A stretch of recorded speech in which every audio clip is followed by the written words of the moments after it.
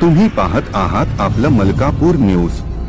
लढण्याची तयारी करत असताना अमित शहाने सोबळाची संख्या दिली आहे। नाही, अमित शाह साहेबांनी आधीच म्हणजे माझा अंदाजे 5-6 महिन्यापूर्वीच एक संदेश दिला होता की आम्ही वेगळे वेगळे लढणार आहोत आणि त्यानंतर काल सुद्धा अमित शाह साहेबांनी एक संदेश दिला असं जाणवते, अप्रत्यक्षपणे तो दिलेला आहे की आम्ही वेगळंच लढणार आहोत।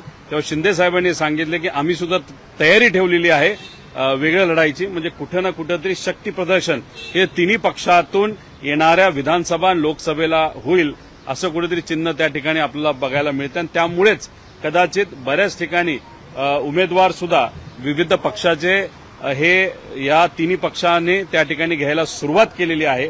पण शेवटी लोकसभेमध्ये काय होतं हे बघूनच विधानसभेचं तिथं ठरेल। लोकसभेमध्ये जर भाजपच सत्तेत या देशामध्ये येणार नसेल तर मग त्यानंतर हे भाजप नक्कीच या दोन मित्रपक्षाला विश्वासात घेईल, पण त्यांना जर यश चांगलं मिळालं, जे वाटत नाही मिळेल, तर मग या दोन्ही पक्षाला मित्रपक्षाला भाजप मदत नाहीतर किंमत त्या ठिकाणी देईल असं वाटत नाही।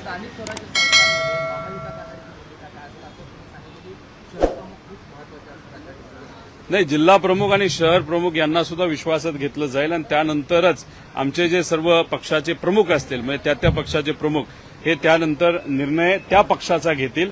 पण कुठलाही निर्णय घेण्याआधी मग आमच्या पक्षाचे प्रमुख इतर पक्षाच्या प्रमुखांबरोबर बसून जर एकत्रित लढायचं असेल तर काय टर्म्सवर लढायचं हे तिथे ठरवतील आणि त्याच्यामध्ये जर असं ठरलं की नाही लोकल बॉडी इलेक्शन हे त्या जिल्ह्याच्या प्रमुखापर्यंत निर्णय द्यावा, नाहीतर त्या शहराच्या प्रमुखापर्यंत द्यावा, तर मग ते डिसेंट्रलाइज पद्धतीने होतील असं वाटतं।